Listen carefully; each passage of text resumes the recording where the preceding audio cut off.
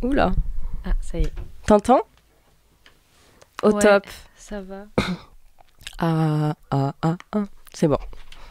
C'est un peu fort. Ah, c'est bon. Ouais. Ok, je crois que c'est bon. Ouais.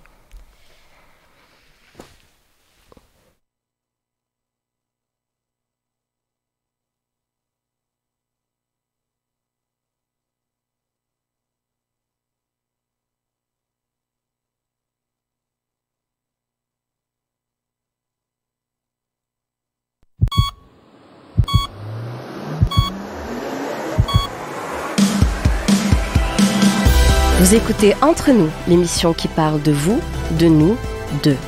Ces atypiques, insoumis, passionnés, révoltés et décalés, ceux qu'on côtoie de loin ou de près.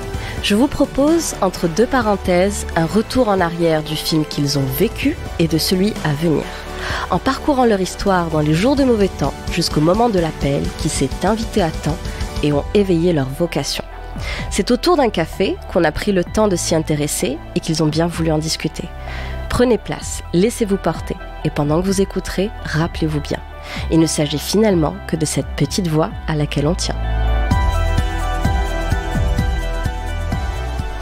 Bonjour à toutes et à tous, Montpelliéraines, Montpelliérains et vous autres venus d'ici et d'ailleurs. Bienvenue sur cette toute nouvelle émission de Radio Campus Montpellier sur 102.2 FM. Vous écoutez Entre nous, votre rendez-vous de fin de semaine, 2 vendredis par mois dédiés aux expériences de vie atypiques, insoumises, passionnées, révoltées et propres à ceux qu'on aime, les indépendants. Merci à Tom en régie. Petit clin d'œil. Aujourd'hui, pour cette deuxième édition, j'ai le plaisir de recevoir Lola Tassin. Bonjour Lola. Bonjour. Comment tu vas? Ça va. Comment tu te sens? Ça va, un peu stressée, mais ça devrait aller. C'est vrai, on est deux. Du coup, ça s'annule. Ça va. Alors du coup, tu es née à Castelnaudary, mais tu es 100% montpelliéraine après plus de 10 ans ici. Je comprends. Tu as fait des études de tourisme et communication. Après ça, tu as travaillé 5 ans en tant que salarié et finalement, tu t'es lancée dans l'entrepreneuriat. En octobre 2020, tu débutes par la création de Papier, un univers, tu dis, je cite, très doux et ultra pluridisciplinaire avec comme seule ligne de fond le papier. Et quelques mois plus tard, tu deviens community manager et c'est là où ta seconde activité est née, La Baleine qui en bosse. Une agence de conseil en images numériques qui a pour but d'accompagner les petites entreprises au niveau de leur communication. Ouais. Est-ce que c'est bien résumé? Ouais. Alors, La Baleine qui en bosse, c'est tout ce qui est création papier.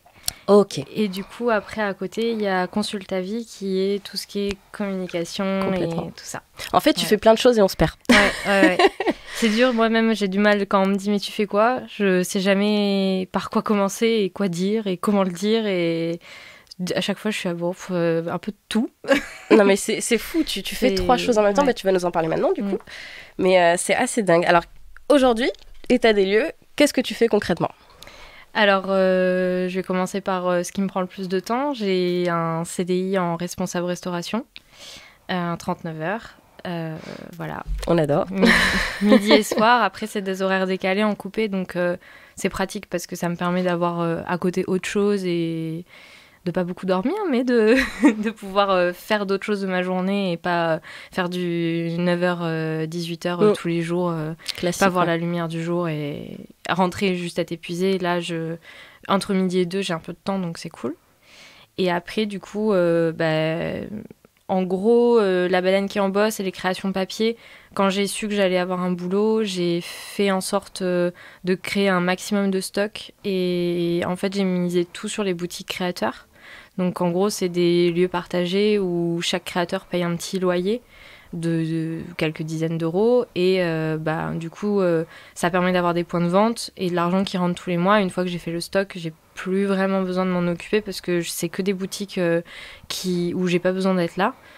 Certains créateurs font des permanences, mais moi, du coup, j'en fais plus. Et l'idée, c'est vraiment de pouvoir avoir mes créations qui se vendent et de savoir que la gérante de la boutique, elle m'appelle 15 jours à l'avance en me disant « Bon, bah là, tu peux refaire un peu de stock. » Et moi, je sais que j'ai un peu de temps devant moi pour te préparer. Refaire du stock et trouver du temps pour le faire.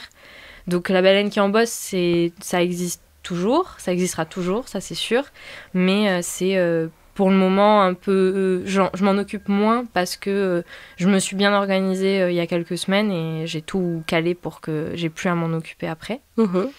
Et d'ailleurs, est-ce que tu peux m'en parler un petit peu de la baleine qui en bosse? C'est par là que j'ai commencé. Et ouais, c'est mon petit bébé, c'est mes créations, enfin voilà, c'est un peu de tout, tant que c'est du papier, tant que voilà, je fais beaucoup de collages, de pliage, de découpe, de la carterie, des albums photos, des faire-part, c'est... En fait, souvent on me dit mais qu'est-ce que tu peux faire? Je dis mais en fait c'est plus vous, qu'est-ce que vous voulez en fait? Parce que moi je peux à peu près faire tout.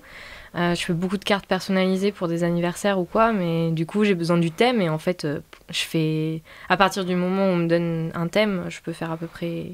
Ah super, donc on te donne un thème et après on te laisse libre cours à ton imagination, ta création, et puis tu proposes quelque chose et en général ça plaît quoi. Alors soit ça c'est sur des petits projets, c'est comme ça que ça se passe, voilà, mais j'ai besoin d'une carte d'anniversaire pour quelqu'un qui aime bien les pandas, ok bah je vais te faire une carte avec des pandas et puis voilà. Et puis après pour les plus gros projets, par exemple là j'ai fait des centres de table pour un baptême. C'est un plus gros budget déjà, mais c'est aussi un plus gros projet, et voilà. Donc là, j'envoie une sorte de mood board avec plein d'inspirations de ce que je peux proposer, de ce qui est faisable. Et après, les gens, ils piochent, voilà, j'aimerais bien ce style-là avec ce truc sur la photo numéro 3, et puis le projet il se construit comme ça. Et voilà. J'ai vu ce que tu faisais sur Instagram, c'est tellement joli, franchement. Enfin, allez voir parce que on donnera ton Insta à la fin, mais la baleine qui en bosse avec des tirés de 8. C'est ça. Entre chaque espace. Mais c'est top. En plus, c'est un peu 3D, j'ai vu. Enfin, ça peut s'ouvrir, ça peut se décomposer. C'est génial. Il y a beaucoup d'interactions, des petites cartes avec plein d'interactions, des albums photos avec plein de pochettes, de trucs qui s'ouvrent dans tous les sens et tout. C'est trop bien. Voilà. Et donc, à côté... Et après, en juin, du coup, 2021, j'ai commencé, j'ai eu un contrat de communication. En fait, moi, j'ai fait des études dans le tourisme. Et après ça, j'ai un petit peu commencé la fac en com, communication vraiment très théorique, pas du tout pratique, ce qui fait qu'au bout d'un semestre, je suis partie. Mais c'est toujours resté dans un coin de ma tête, la com, vraiment j'aime bien ça. Moi, je suis née avec les réseaux sociaux, Instagram, Facebook, mais il y a des gens à qui ça parle pas, moi ça me parle vraiment, je suis hyper à l'aise dessus, et voilà, c'est vraiment un média que j'aime bien utiliser au quotidien. Pourquoi t'aimes l'utiliser ? Je sais pas, je me sens... Enfin, c'est autant, voilà, tout ce qui est... C'est plus avec tout ce qui est smartphone. L'ordinateur, c'est pas trop mon truc. J'ai beaucoup moins le réflexe d'y aller. Ça m'arrive jamais d'ouvrir Facebook sur mon ordinateur, quoi. Par contre, le téléphone, c'est un peu, voilà, de l'inspiration quotidienne. Moi, je suis très Instagram, beaucoup plus que Facebook. Et je pense que j'aime bien l'utiliser parce que je trouve que c'est un bon moyen d'inspiration et de découvrir un peu le monde et les autres. Après, j'adore voyager et tout, donc voilà, je suis pas du tout vraiment que ordinateur, téléphone et derrière son écran et sort pas de sa chambre, pas du tout, mais je trouve que c'est un bon moyen de se faire connaître, de parler, découvrir, échanger avec les autres et créer des liens. Moi, il y a plein de créateurs que j'ai rencontrés sur les réseaux sociaux, on a parlé, et puis maintenant, c'est des gens à qui je parle quasiment tous les jours, que j'ai rencontrés, avec qui on a fait des collabs et tout, donc c'est vraiment... Donc, top. On sort des clichés, du stéréotype. Le réseau social divise. Ouais, c'est ça. Parce qu'au contraire, pour ton cas, en tout cas, et le cas de bien d'autres personnes, ça permet de fédérer et même de faire des belles rencontres, même physiques. C'est ça. Même si après, ça a ses limites. Moi, j'ai des clients qui viennent et qui me disent « Ah, je veux que tu t'occupes de mon Instagram. Tu crois que je pourrais faire combien de ventes dans un mois ?» Oui, mais non, en fait, ça marche pas comme ça. Les réseaux sociaux, c'est pas fait pour vendre. Ça peut. C'est génial quand ça marche, mais c'est pas fait pour vendre, c'est fait pour faire connaître. C'est un nouveau... Avant, il y avait Téléshopping, maintenant, il y a Instagram. Voilà. Téléshopping, il y a plus grand monde qui le regarde. Par contre, Instagram, quand t'as vu un truc sur Instagram une fois, deux fois, trois fois, tu t'en souviens, et après, ah oui, j'ai vu ça la dernière fois, c'est vrai. C'est ça, puis c'est très visuel, quoi. Instagram, c'est ça. On retient. D'accord, donc consulte ta vie. Et ouais, du coup, j'ai commencé à faire un premier client un peu par hasard. Il cherchait quelqu'un. Je lui ai dit, écoute, moi, si tu veux, je peux. Et puis, ça a commencé comme ça. Et en fait, j'ai découvert un peu pas une faille, mais un petit problème qu'il y avait dans la com et dans tout ce qui concernait la communication en général, que ça soit création de visuels, graphiste, community management, gestion, aide à la création de sites internet, enfin tout ce qui touche au numérique en fait, ça coûte très cher. Alors je comprends, y a énormément d'expérience derrière le prix, il y a énormément de diplômes, il y a énormément de tout, ça prend beaucoup de temps, enfin je comprends, mais du coup ça bloque certaines personnes comme les petites entreprises, les gens qui n'ont pas le budget, qui du coup, vu qu'ils peuvent pas se payer un community manager, ils font pas, ou ils font très très mal. Et en fait, j'ai trouvé ça vraiment dommage parce que être auto-entrepreneur, c'est un énorme challenge parce que tu dois tout faire toute seule. T'as l'aide de personne jamais, en fait. Sauf si t'as le budget, justement. Mais c'est compliqué d'avoir le budget. Il y a énormément de charges, il y a énormément de taxes, et du coup, à la fin... faut ramer pour se sortir un salaire, donc tu peux pas forcément toujours investir. Et puis, c'est sûr que quand t'as de l'argent, t'as envie de racheter de la matière première pour retester, refaire d'autres choses. T'as peut-être pas envie d'investir 300 € par mois dans une personne pour te faire ton Instagram, quoi. Tu te dis, c'est pas grave, je le ferai toute seule. Et du coup, j'ai commencé à créer une sorte d'offre qui me permet d'aider les petites entreprises, les petits comptes, à avoir une présence sur les réseaux sociaux, à avoir une présence numérique.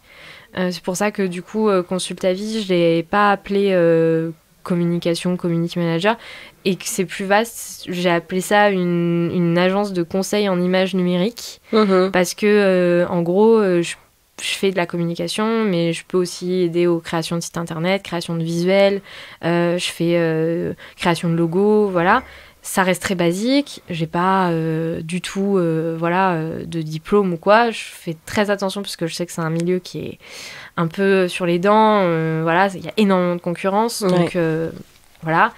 Je prends la place de personne et c'est sûr que mes prix peuvent... j'ai déjà eu des réflexions et des réactions très virulentes vis-à-vis de mes propositions de tarifs et tout.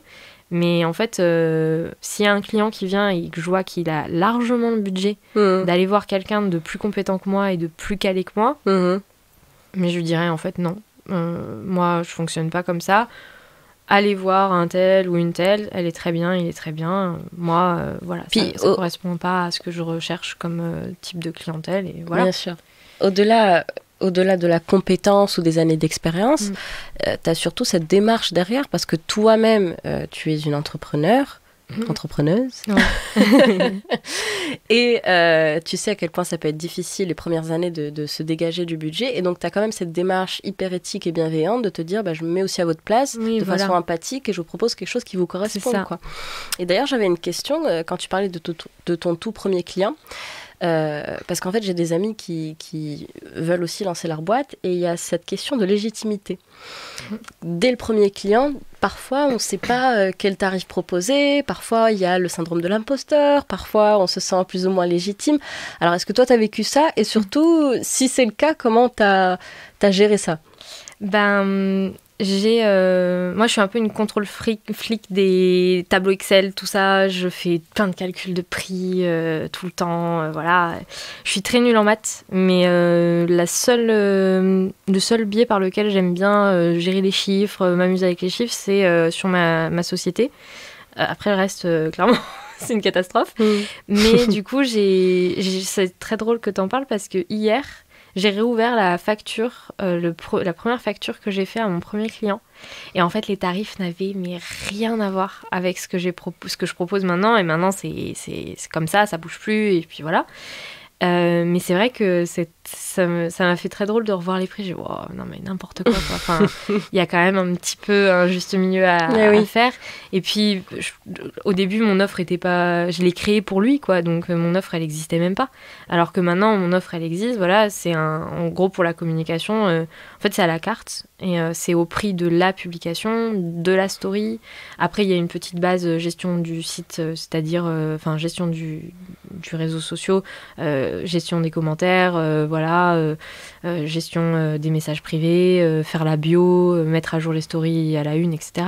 Mais après, du coup, la personne fait son shopping, en fait. Voilà, moi, j'aimerais bien 3 publications en fonction de son budget et aussi en fonction, du coup, de ce qu'elle a envie de proposer sur les réseaux. Et du coup, mon prix, il bouge tout le temps. Il n'y a aucune facture qui est pareille.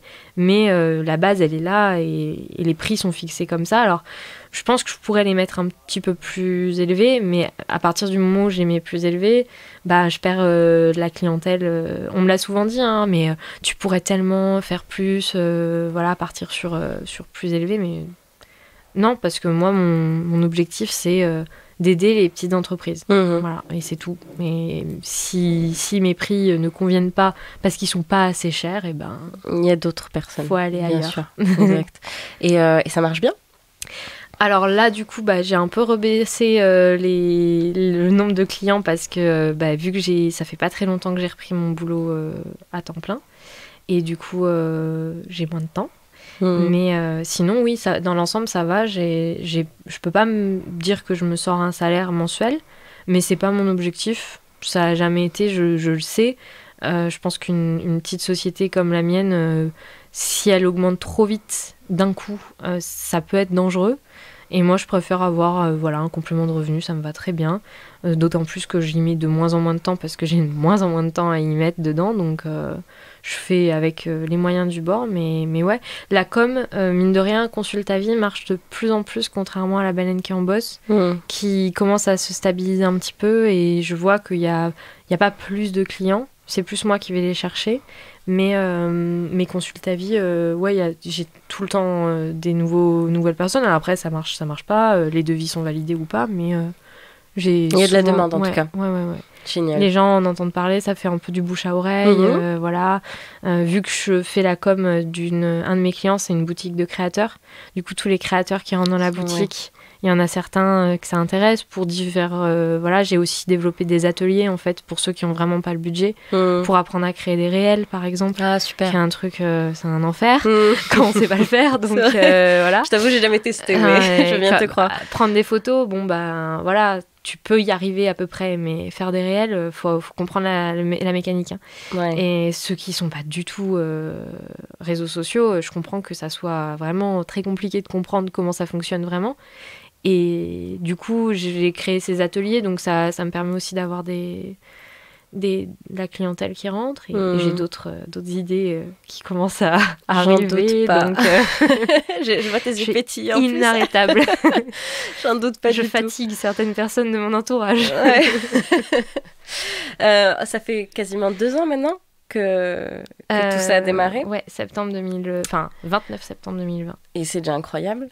En 2 ans, c'est 2 projets complètement distincts, différents que tu gères, plus derrière une sécurité salariale avec ton poste de responsable. Enfin, c'est dingue, quoi. Ok, revenons à l'origine des choses. Oui. Pourquoi l'idée de la baleine qui en bosse est venue? Le nom ou... Le concept. Le concept je sais pas, parce que j'ai jamais eu vraiment... C'est pas que j'ai jamais été très artistique, mais j'ai jamais eu la légitimité. Quand j'étais petite, j'avais pas le droit de faire mes dessins de poésie moi-même, quoi, tu vois. C'était vraiment... ah non, c'est moche, vas-y, je vais le faire à ta place, t'as qu'à colorier, tu vois. Donc j'ai jamais eu ce droit d'être créative, donc en fait, je me le suis jamais donné. Et même quand j'ai été un peu plus grande, j'ai été dans un lycée, du coup je suis partie à 15 ans de chez mes parents.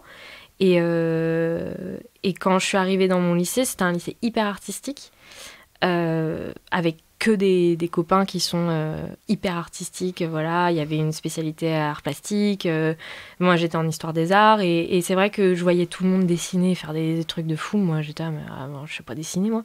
Donc je me suis jamais vraiment laissé le droit de le faire, parce que j'avais un peu ce truc de me dire non, mais en fait t'es nulle, quoi. Tout le monde me l'avait toujours dit. Tu sais pas dessiner, t'es pas artistique, t'es pas créative. Bon bah ok, je suis pas créative. Mais on te l'a dit parce qu'il y avait pas entre guillemets, la sensibilité artistique chez moi, dans la famille. Ah si, moi mes parents sont très... Mon père est luthier, il est hyper calé, artistique, tout ça, voilà. Ma mère, pas... Je sais pas, ma mère, je sais pas, mais en tout cas, c'est plus un problème plus large, général, familial. Mais après, du coup, j'ai pas de souvenir d'avoir été hyper, loisir créatif, artistique et tout. C'était pas un truc... quotidien chez moi, quoi. Il y en a, ah oui, depuis que j'ai 2 ans, je dessine, je chante, je fais des... Moi, pas du tout, quoi. C'était pas du tout ça. Et puis, j'ai commencé avec le bullet journal. En fait, moi, je suis complètement une tarée de l'organisation, vraiment. Ok. Ça fait un peu flipper des fois, mais j'ai des listes pour tout et tout, enfin, voilà. Et en fait, j'ai commencé avec le bullet journal. Je sais pas si tu vois ce que c'est. Alors, dis-moi. En gros, c'est un concept, c'est un... d'agenda fait 100% par toi. Donc tu prends un carnet et en gros tu vas te créer ton agenda avec des pages. Alors tu as des trames que tu peux utiliser et l'idée c'est de vraiment avoir ton cerveau sur le papier, quoi. Donc tu crées tes pages exactement comme tu as besoin qu'elles soient pour que ça soit pratique pour toi. Un agenda ça peut être pratique mais des fois il te manque de la place, des fois tu as trop de place, des fois t'aimerais bien un coin pour pouvoir écrire ça, des fois tu vois, et t'es toujours un peu coincé, bon tu t'adaptes, mais le bullet journal, ça te permet vraiment de tout mettre sur le papier, ce que tu as besoin de mettre sur le papier, comme tu as besoin de le faire. Et j'ai commencé comme ça, à faire un peu... Et en fait, du coup, le bullet journal, à la base, c'est un truc super simple. Tu prends un stylo noir, t'as que des trucs écrits, des petites cases, des croix, t'as ton code, croix, reporté, coché parce que c'est fait, voilà, okay. Annulé ou quoi. Et en fait, c'est allé bien plus loin. Après, il y a plein de... Tu tapes bullet journal sur YouTube, Google ou quoi, tu trouveras plein de vidéos. C'est devenu un peu un journal d'art, quoi. Les filles, elles font... Enfin, c'est beaucoup de femmes qui font ça.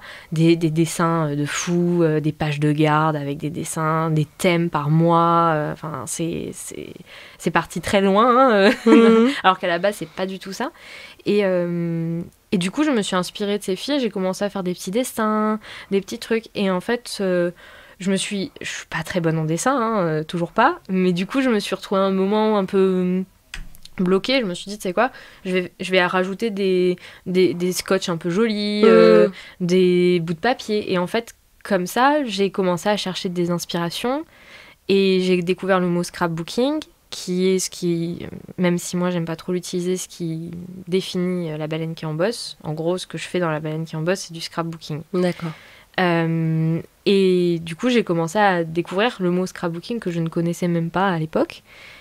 Et j'ai cherché, j'ai découvert des filles qui faisaient ça, des vidéos YouTube. Moi, je consomme énormément de vidéos YouTube. Et petit à petit, j'ai découvert un univers que je ne soupçonnais même pas, parce qu'en France, aux États-Unis, c'est très répandu, c'est très connu, mais en France, pas du tout. Aussi un petit peu en Allemagne, dans les pays un peu nordiques aussi, le scrapbooking, c'est pas mal. Mais en France, en tout cas, moi, c'est pour ça que j'aime pas trop utiliser ce mot. C'est un mot qui est très... c'est dans les EHPAD, tu fais du scrapbooking, tu prends une feuille 30 cm par 30 cm, tu mets une photo dessus, et puis les petites mamies, elles collent des papiers pendant 2 heures. Quoi. C'est un peu cette image. Une espèce de tableau visuel, quoi, voilà. Que tu te crées. Alors après, j'ai découvert tout un monde où, en fait, pas du tout. Et comme je te disais, je me suis fait des copines aussi sur les réseaux, etc., qui font du scrapbooking. Il y a des gamines, elles ont 13 ans, en fait, et elles font des trucs, mais c'est incroyable. Donc je me suis rendu compte que c'était un peu un préjugé que j'avais aussi, mais que beaucoup de gens ont, hein, parce que quand je dis je fais du scrapbooking, ah ouais, ok, bon. Et puis après quand je montre, waouh, mais c'est incroyable. Oui. Et en fait c'est juste le lien, voilà, c'est un peu une image vieillissante du truc, alors qu'en fait pas du tout, quoi. Et puis les marques font des papiers hyper beaux, des collections, enfin c'est... Bref, il y a tellement de choses à faire. Tu m'étonnes. Mais l'image est un peu... C'est hyper intéressant parce que quand tu t'es autorisée à te tester à cette créativité artistique, t'aurais pu aller sur le dessin, apprendre la peinture ou quoi, mais j'ai l'impression que t'es partie sur la texture. Ouais. Parce que finalement, ce que t'appelles le scrapbooking, tu vois, j'avais même pas le nom. c'est différentes textures, différents papiers, Et alors pourquoi la texture plutôt que d'autres types d'art ou de choses? Je sais pas. J'ai fait un peu d'aquarelle, mais ça m'a pas... J'en fais encore un petit peu parce que dans mes cartes, souvent, je rajoute un peu d'aquarelle. Si je fais des tampons ou quoi, je vais les coloriser et souvent, je fais de l'aquarelle. C'est ce qui me plaît le plus. Mais je sais pas. J'aime bien le papier, j'aime bien découper, coller, assembler. je sais pas, c'est devenu, mais c'est même pas, c'est, ouais, je sais pas, c'est... Ce serait intéressant un jour, bon, peut-être pas aujourd'hui, parce qu'on n'a pas un spécialiste avec nous, mais un jour se pencher sur la psychologie de la création, quoi. Pourquoi certaines personnes se tournent plus... Il y a peut-être des pistes, hein. Oui, je pense, ouais. Il y a peut-être des pistes à approfondir. Ouais. Et donc, du coup, après le lycée, où donc, tu t'es testée à... Je te coupe, pardon. Mais c'est vrai que j'ai toujours été beaucoup plus attirée par... donc moi, j'ai fait des études... mon lycée, je l'ai passé en histoire des arts, donc j'ai quand même eu pas mal d'accompagnement, de découvertes artistiques et tout. Et j'ai toujours beaucoup aimé tout ce qui était texture, les tableaux avec des textures, voilà, les aplats de couleurs... voilà, c'est sympa, mais je préfère un peu les trucs voilà, un petit peu plus recherchés, avec des textures, des trucs un petit peu plus... différent que le classicisme, juste la peinture sur une toile. Voilà. C'est vrai que j'aime bien, même dans mes goûts, voilà, sans le faire forcément. Naturellement, c'est un truc que j'aime bien. Ouais. C'est génial.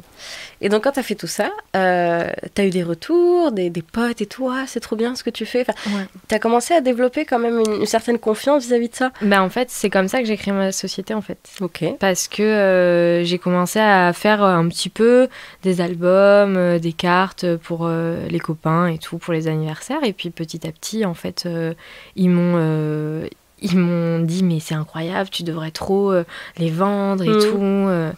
Et puis, bon, bah, j'en ai vendu un à une copine, hein, mais moi, vas-y, fais-moi un pour 1, 2. Et puis, au bout d'un moment, je me suis dit, tu sais quoi, moi, au boulot, ça se passait très, très mal. J'avais envie de partir.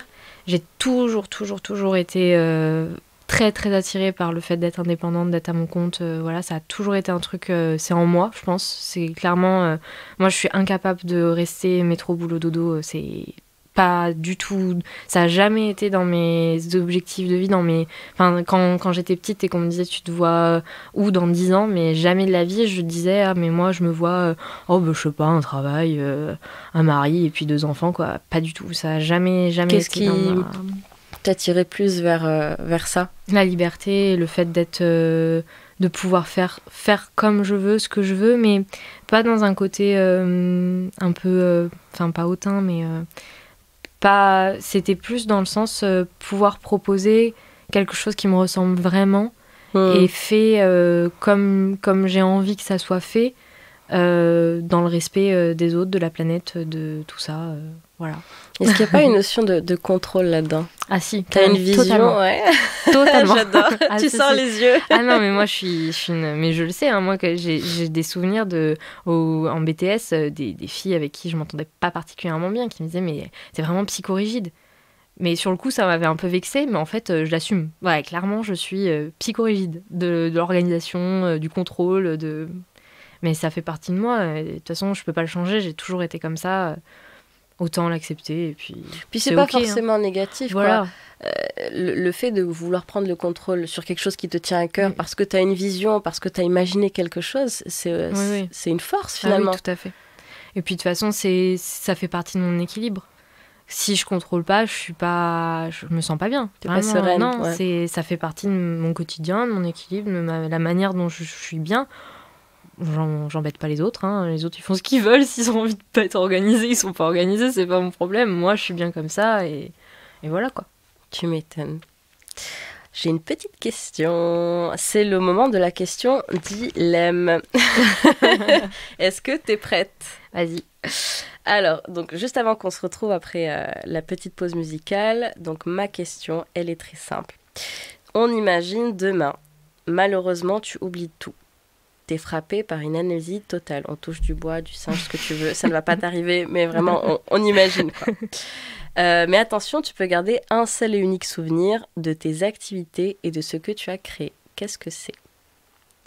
Je pense que ça serait le partage avec tous les créateurs, toutes les personnes que j'ai rencontrées qui m'ont positivement apporter quelque chose pour que j'avance, que j'ai des nouvelles idées et tout. Parce que moi, les nouvelles idées, les nouveaux projets, ils viennent parce que je rencontre d'autres créateurs, d'autres personnes. Je suis là aujourd'hui parce que je t'ai rencontré, quoi, clairement. Et demain, peut-être que je vais rencontrer quelqu'un d'autre qui va m'apporter autre chose. Et c'est... Ouais, je pense que c'est tous les créateurs, toutes les personnes que je rencontre et qui me font vraiment aussi rendre légitime un peu et concret le truc.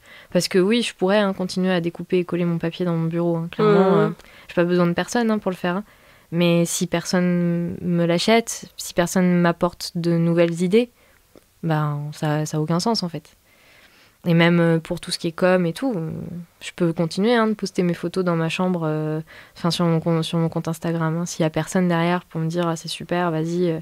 Moi, ce que j'aime bien, c'est quand il y a quelqu'un qui c'est toi qui fais le compte Instagram, ça se voit, il a vraiment, on voit ta patte et ton style derrière, c'est vraiment sympa. C'est ça que j'aime bien, quoi. C'est quand les retours des gens et les échanges avec les gens autour de ça. Complètement. Mais alors déjà, j'aime beaucoup ta réponse. Et 2, c'est très malin. Parce que je me dis, t'es frappée par une amnésie, tu te rappelles de tes rencontres, donc tu te rappelles que tu fais partie d'une communauté de créatifs, et donc derrière, tu contrecarres un peu l'amnésie, c'est pas mal. C'est smart. C'est top. Alors, du coup, pour la première chanson, parce que je t'ai demandé une chanson qui te rappelle le passé, tu as choisi Mon bon droit de Rion, et on écoute ça de suite. À la nuit, on va bien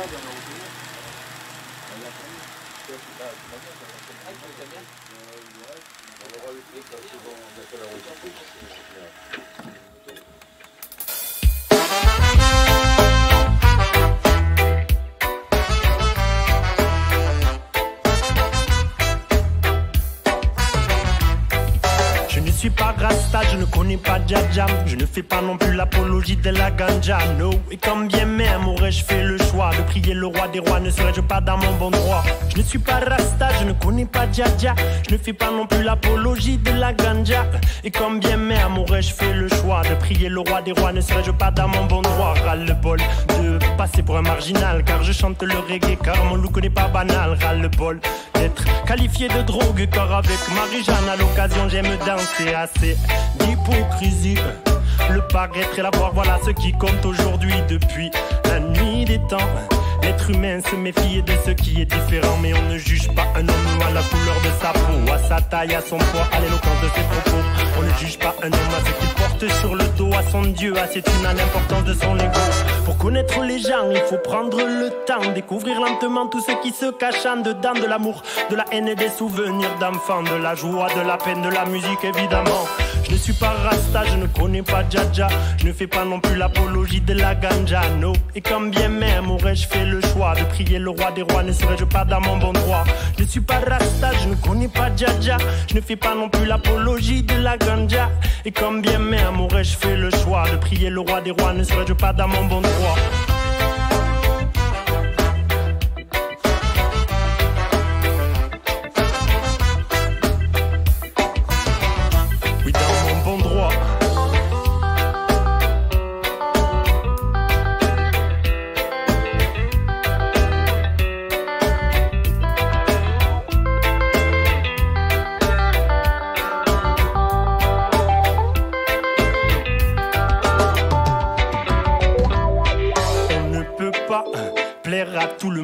Tout le monde ne peut pas nous plaire. Conscient de ça, j'ai fait le choix de ne pas en vouloir à ceux qui me montrent du doigt, ceux qui disent que mes textes au fond ne sont qu'un prétexte pour faire parler de moi. Non, je ne suis pas narcisse, je n'ai pas bu dans la fontaine. En revanche, j'ai vu un peu partout grandir la haine. Comment tenir sa langue quand la condition humaine s'enfonce dans les abîmes de ce putain de système. Freedom fight, si je chante le reggae, c'est pour dénoncer les travers de la société corrompue, dépourvue de solidarité. J'achète donc je suis, c'est la triste réalité. Sommes-nous libres de vivre comme on l'entend? Avons-nous seulement le droit de prendre un chemin différent? Apparemment sortir du rang, c'est dérangeant. Les apparences sont trompeuses, tu l'apprendras à tes dépens. Je ne suis pas Rasta, je ne connais pas Dja, je ne fais pas non plus l'apologie de la ganja, no. Et quand bien même aurais-je fait le choix de prier le roi des rois, ne serais-je pas dans mon bon droit. Je ne suis pas Rasta, je ne connais pas Dja, je ne fais pas non plus l'apologie de la ganja. Et quand bien même aurais-je fait le choix de prier le roi des rois, ne serais-je pas dans mon bon droit. Dans mon bon droit. On a tous le droit d'être différents, tous le droit d'être nous-mêmes tout simplement. Il y a des man, on a tous le droit d'être différents, tous le droit d'être nous-mêmes tout simplement. On est de retour avec Lola Tassin dans l'émission Entre nous que vous écoutez avec Radio Campus Montpellier sur 102.2 FM. Le rendez-vous à ne pas manquer 2 vendredis par mois. Merci Lola pour ce partage. Que de bonnes vibes et des messages marquants aussi. Pourquoi ce choix? J'adore le reggae et je trouve que c'est une chanson qui aussi donne un peu d'espoir sur le fait qu'on a... En fait, genre, laissez-nous tranquilles, en fait, on a le droit d'être qui on est et qui on veut être. On n'a pas besoin des autres pour savoir ce qu'on veut faire, ce qu'on est, ce qu'on pense, ce qu'on croit. Et voilà. Complètement. Et ça rejoint la notion de liberté dont tu me parlais juste avant. Génial. Alors, du coup, revenons du coup au commencement. Comment ça s'est fait petit à petit. À quel moment tu as senti que c'était le bon moment? Au boulot, je bossais dans un hôtel, ça se passait très très mal. J'étais pas du tout respectée en tant que femme. J'avais des gros problèmes d'insécurité et personne ne me prenait au sérieux. Et en fait, il y a eu le confinement. Et pendant le confinement, j'ai pas travaillé. Et j'étais à la maison et en fait, ça me trottait dans la tête depuis quelques temps de me mettre à mon compte, d'être tranquille dans mon coin. Mais j'avais jamais vraiment pu concrétiser le truc parce que je bossais tous les jours. Voilà. En plus, j'avais à cette époque-là des horaires vraiment... C'était une catastrophe. Je finissais à minuit, je commençais le matin à 6h. C'était complètement décalé et tout. Donc, j'avais pas trop le temps, en fait, de penser à autre chose que juste le boulot et puis en rentrant à la maison et puis c'est tout, quoi. Et... un jour, il y a eu le confinement. Et ce jour, voilà, ce fameux jour. Et je me suis retrouvée à la maison. Et en fait, pendant presque 2 mois, je n'ai fait que créer, que bureau toute la journée. Et là, je me suis rendu compte qu'en fait, c'était tout à fait... ça me convenait, en fait, et que j'avais de quoi faire. Parce que aussi, j'avais un peu peur de me dire « Ouais, tu vas arrêter de bosser, mais en fait, qu'est-ce que tu vas faire de tes journées, quoi ?» Et en fait, je me suis rendu compte que j'avais largement de quoi faire et que mes journées allaient très très remplies si j'arrêtais de bosser et que je me mettais à fond sur mon entreprise. Et c'est de là que c'est parti. Et après, j'ai quitté mon boulot, je suis partie et puis je me suis mis à mon compte. T'as une facilité à quitter ton travail parce que je sais que parfois c'est difficile. C'était un CDI, j'ai fait une demande de rupture conventionnelle qu'ils ont refusée. Et à partir de là, ils m'ont fait vivre un enfer sur Terre. Donc je suis partie du jour au lendemain. J'ai posé quand même, attention, hein. Faut pas faire ça. Hein. J'ai quand même posé 15 jours d'arrêt maladie pour être sûre, réfléchir.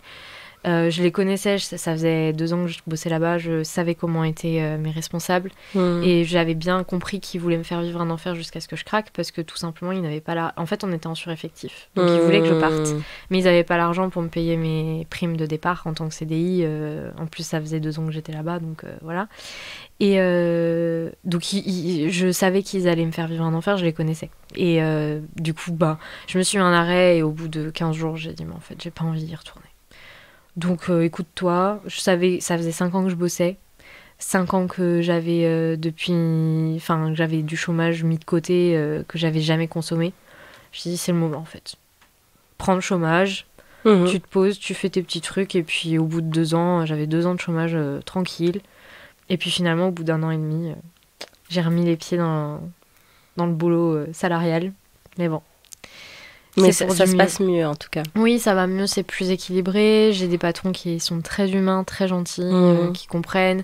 Ils sont du genre à me dire si tu as un rendez-vous avec un client, tu peux annuler ta journée de travail pour aller faire ton rendez-vous avec ton client. Mais j'ai jamais vu ça, quoi. C'est le management 2.0. Incroyable, c'est incroyable. Des fois, je me dis mais il y a un truc là, c'est pas possible. Il y a pas de truc. Mais en fait, non, je pense qu'ils sont vraiment.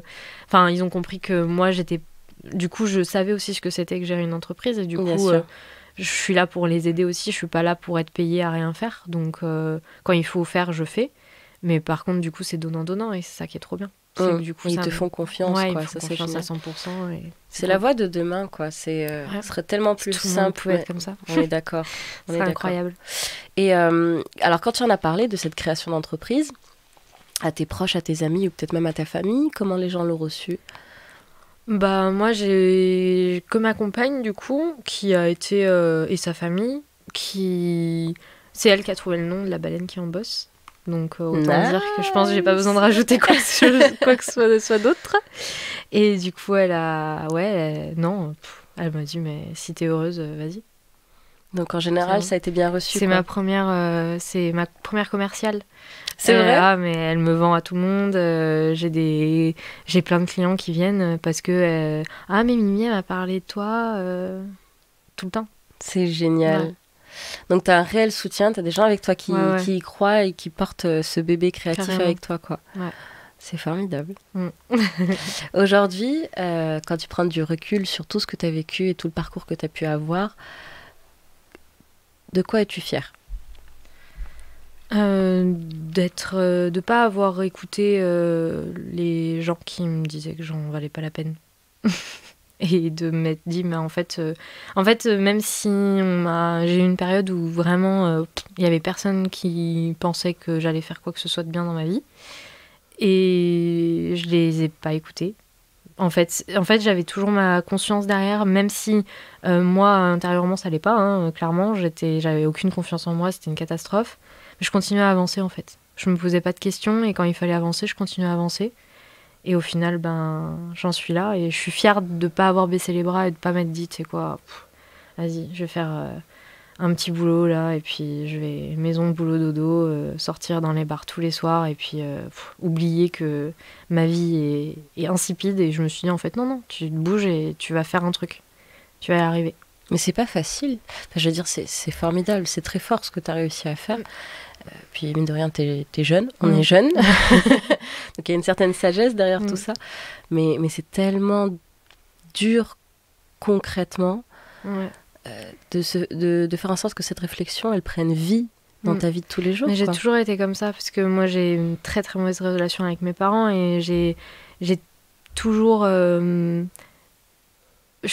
me suis jamais laissée marcher sur les pieds. Et justement, moi, j'étais la seule dans ma famille qui osait dire tout haut ce que toutes les personnes de ma famille pensaient tout bas, et j'ai toujours été celle qui tapait du poing sur la table en disant non, mais je suis pas d'accord, ça me va pas en fait. Et c'est vrai que je suis comme ça en fait, c'est dans ma manière d'être, quoi. Est-ce que tu penses que cette détermination et cette force de caractère, elle a été provoquée en partie par rapport à ton cadre familial ? Ouais, carrément, ouais, je pense que si j'avais pas eu tout ça, et si j'avais pas eu à râler, si j'avais pas eu à dire je suis pas d'accord, ça me va pas, je pense que je me serais retrouvée... moi, j'ai été éduquée clairement dans une école catho, avec que des fils à papa, fils à maman, avec des parents notaires, dentistes, voilà. Et puis, il y avait même pas de filière littéraire dans mon lycée. Et c'est pour ça que je suis arrivée à Montpellier, quoi. Parce que j'étais la seule à dire, mais moi, en fait, je veux pas faire S. Moi, je veux faire L, en fait. Et tout le monde me regardait comme si j'étais un animal de foire. C'était dingue. Et je pense que c'est à partir de ce moment-là, je me suis dit, en fait, quand je suis arrivée à Montpellier, je pense que c'est aussi ça. Quand je suis arrivée à Montpellier, je me suis rendu compte que j'étais pas toute seule. Parce que j'ai eu la chance, moi, les seuls vrais amis que j'ai, c'est des copains que, du coup, cette année, je connais depuis 10 ans, que j'ai rencontrés au lycée.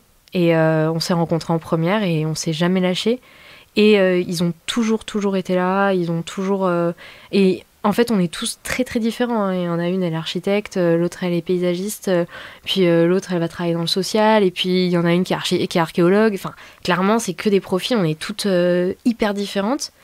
Mais on se soutient. On sait toujours accepter les unes les autres dans nos parcours de vie privés, professionnels. Et je pense que c'est ça aussi qui me donne un peu...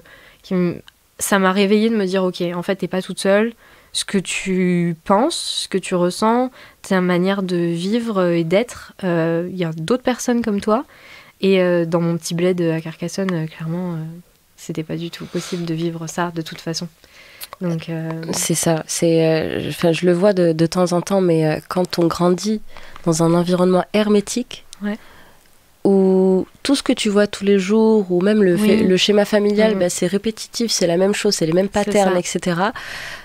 Dès que derrière, où tu changes de ville, où tu élargis ton cercle amical ou ton cercle social, où tu te prends une claque, Et là, tu te dis, ok, alors on va revoir les bases. Ouais, c'est ça.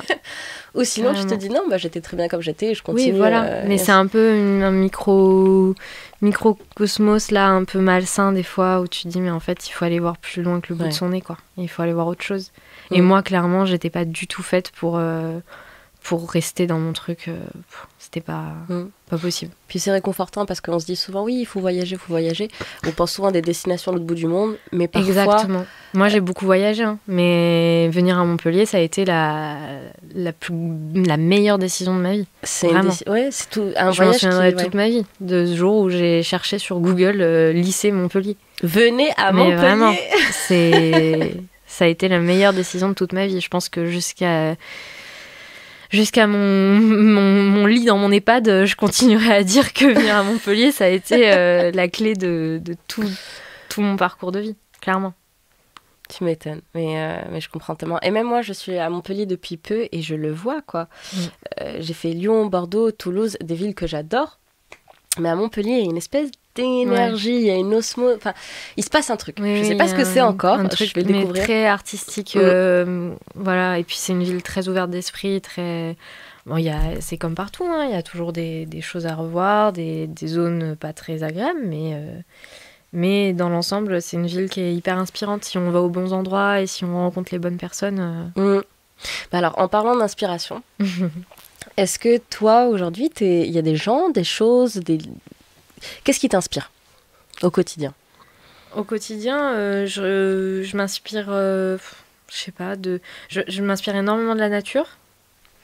Après, j'ai des lignes de conduite. Mon oncle et ma tante, c'est les deux personnes qui m'inspirent le plus sur cette planète.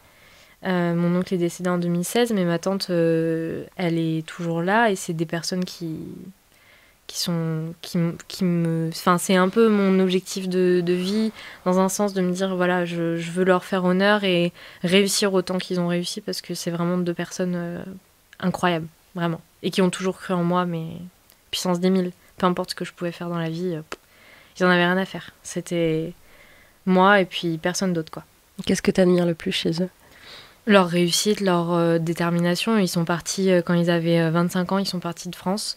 À l'époque, maintenant, ma tante, elle a 70 ans, quoi, donc faut faire le calcul. Ils avaient 25 ans quand ils sont partis, ils ont déménagé aux États-Unis. Ils ont tout largué, ils ont déménagé aux États-Unis et ils ont créé leur vie là-bas. Et mon oncle, il a travaillé chez Google, chez Windows, en développeur, création de projets. Ma tante, c'est une très grande expert comptable dans le milieu médical. Là, elle est à la retraite, mais vraiment, elle avait des très gros postes à très haute responsabilité. Et ils ont toujours fait leur vie vraiment... Enfin, moi, je les trouve extrêmement... Et puis, ils m'ont toujours soutenue, énormément. Bon, mon oncle, j'étais la prunelle de ses yeux, vraiment. C'était... Je pouvais faire n'importe quoi et il me soutenait, quoi. Enfin, c'était... Tout le temps, c'était dingue. Et c'est vraiment deux personnes... Enfin, c'est pas vraiment qui m'inspirent, mais c'est que je fais en très grande partie pour eux. Parce que je veux pas les décevoir et je veux vraiment leur montrer que ce qu'ils m'ont montré comme chemin de vie, c'est ce que je vais reproduire. Et...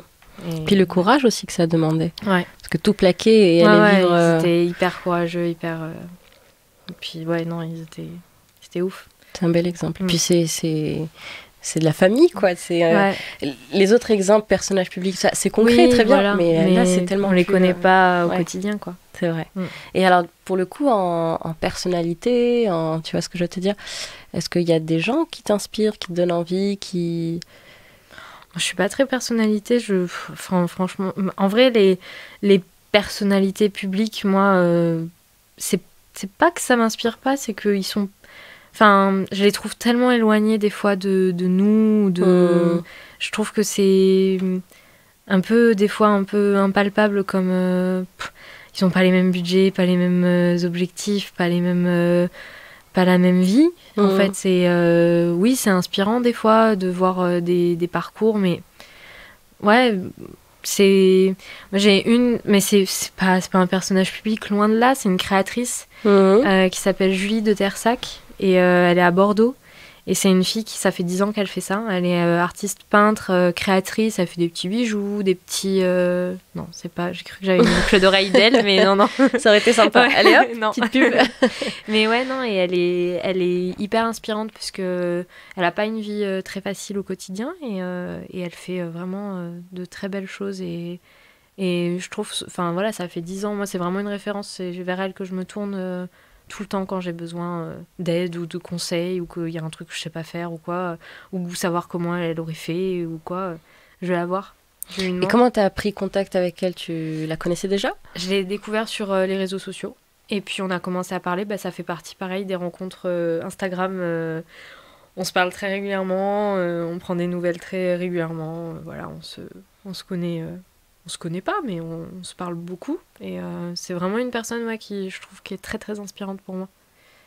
Dans son parcours qui est très parallèle au mien, au final, et qui ressemble au mien. Donc, c'est incroyable parce que parfois, on n'ose pas aller vers les autres qui sont dans le même champ d'action que nous. Alors que, en soi, regarde, tu vois, t'es l'exemple propre qu'il faut le faire et que ça marche super bien parce que t'as créé un lien avec cette personne, c'est ta référence, il y a une espèce de mentorat naturel qui se crée, c'est génial.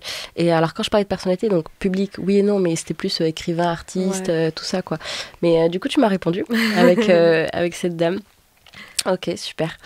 Alors, du coup, dernière question. Est-ce que tu es prête? Encore une fois. On arrive bientôt à la fin. Donc, avant de se quitter, c'est the last question. C'est si tu avais une planète qui t'appartenait avec des habitants, donc tes habitants, trop bien, quelles seraient tes 3 règles de vie, tes mantras et tes lois? Alors, je pense que les lois, ça va être très simple. C'est vraiment basé écologie. Génial. Vraiment, moi, là, c'est, je pense, la base. Donc, après, là, tout de suite, maintenant, te les donner vraiment. Mais, autour de l'écologie, respecter la planète. Avoir conscience, en fait, de ce qui nous entoure et de la fragilité de tout ce qui nous entoure, en fait. C'est que si on détruit une fourmilière, ça a des répercussions en fait, sur l'écosystème. Si on tue les baleines, pareil. Je suis complètement d'accord. Et donc après, voilà. Après, en mantra, je pense vraiment l'ouverture d'esprit, accepter les autres en fait. Juste, et puis être libre de faire ce que tu veux, tant que ça n'impacte pas les autres négativement. En fait, sois libre de faire ce que tu veux, en fait, et de suivre le chemin que tu as envie de suivre, tant que voilà, ça reste ok pour tout le monde et que tout le monde, que ça ne porte pas atteinte, porte pas atteinte à autrui, n'est-ce pas? Bien sûr. Et puis après, l'autre, c'était les lois, le mantra et ou des règles de vie, au choix, comme tu veux. Oui, non, mais voilà, être libre de faire ce qu'on veut. Dans le respect de l'autre et respecter la nature. Ok. Donc vraiment, si je résume, c'est la notion de liberté. Que ta planète se sente libre de suivre sa passion et de faire ce qu'elle veut dans la mesure du raisonnable. Et l'environnement, et c'est drôle que tu m'en parles parce que parmi tes inspirations, il y a la nature. Et j'imagine, et l'océan, et ça doit avoir une importance assez importante pour toi, et j'imagine que ça doit faire partie d'une façon ou d'une autre des valeurs de ton entreprise et de tes créations. Ok. Et comment tu donnes vie à cette valeur-là dans ton travail quotidiennement? Déjà par le nom, la baleine qui en bosse. Clairement, voilà. Souvent on me demande mais pourquoi? La baleine, il n'y a pas... Après, en bosse, c'est embosser à chaud ou à froid. Hein, ça veut dire gaufrer le papier, donc donner de la texture au papier. Mais après, la baleine, parce que... Voilà, j'adore l'océan, je suis née sur l'océan, voilà. Mais j'ai grandi sur l'océan, donc voilà. Mais après, au quotidien, je pense que je fais énormément attention à mes déchets papier. Le papier, ça pollue beaucoup.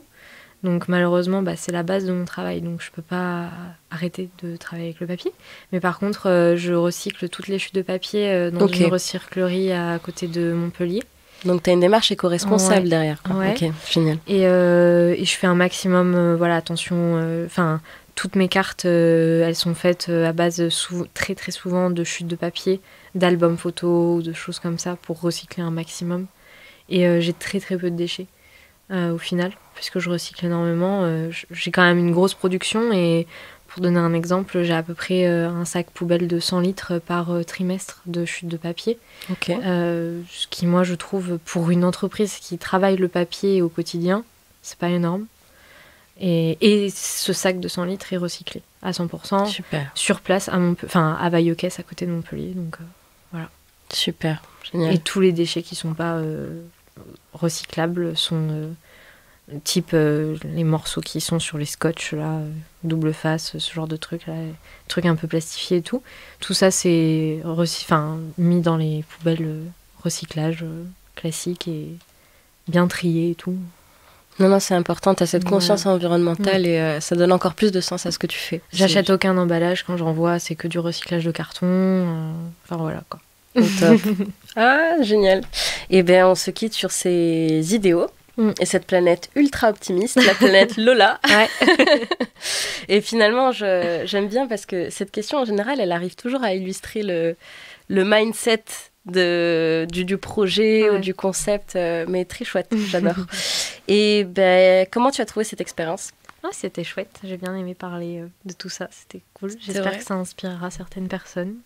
Et je pense aussi, j'ai trouvé ça très captivant. Ça parlera à certaines personnes surtout. Ouais, non, mais c'est sûr que ça peut faire écho à pas mal de personnes. Merci beaucoup, vraiment. Vous venez de passer 1 heure avec nous et entre nous. Vous pouvez retrouver nos podcasts sur le site officiel de Radio Campus Montpellier et sur Spotify. Et n'hésitez pas à faire un tour sur l'Instagram de Lola pour suivre son activité et peut-être même entrer en contact avec elle si vous êtes curieux ou juste intéressé par ce qu'elle fait. On a bien vu que ça servait d'avoir des relations et de rentrer en contact, discuter de tout ça. Donc ton Instagram, c'est la baleine qui en bosse avec des tirés du 8 au lieu des espaces. Et pour le site internet de ton agence, c'est consulte, CONSULT, avisattaché.fr. Merci encore Lola pour ce partage. Merci à toi.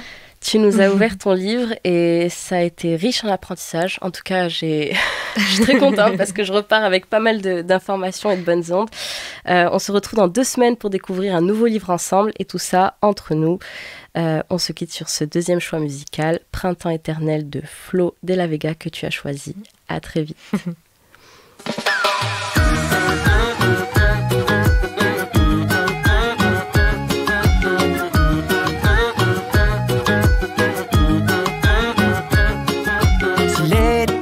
Tout autour, oui tout autour qui nous entend.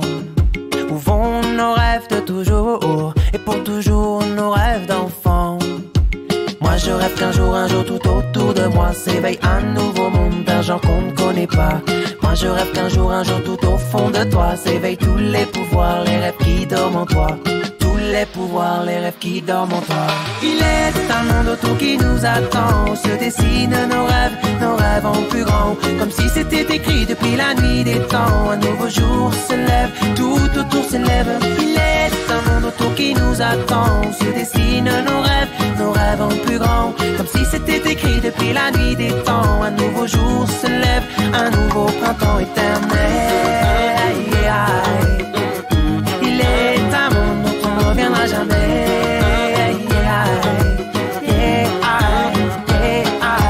C'est un chemin ou une étoile, oui une étoile pour nous guider.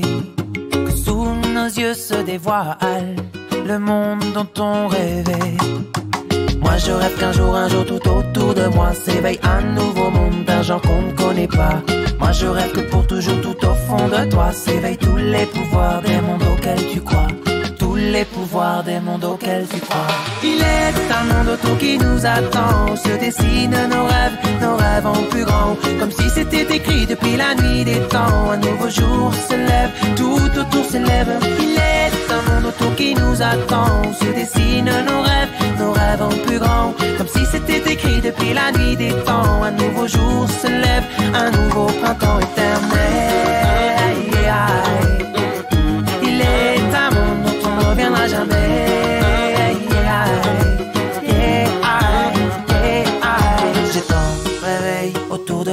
changé, j'ai tant rêvé. Tout en moi, tout y était, j'ai tant rêvé. Autour de moi, là, tout changé, j'ai tant rêvé.